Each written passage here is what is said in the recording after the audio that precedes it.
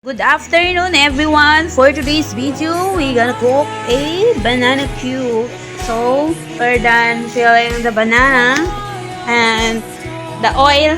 We're gonna make it hot before we're gonna put it there. This is my face while waiting the hot oil.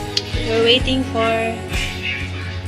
I think my fire is too low or it's so high. I don't think so. We did put the banana and start to cook. This is just for merienda with coffee. Masarap akong magluto.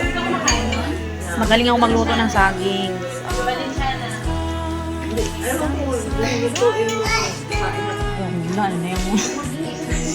Ang result sa akong giluto, miss, videoan ko na ako.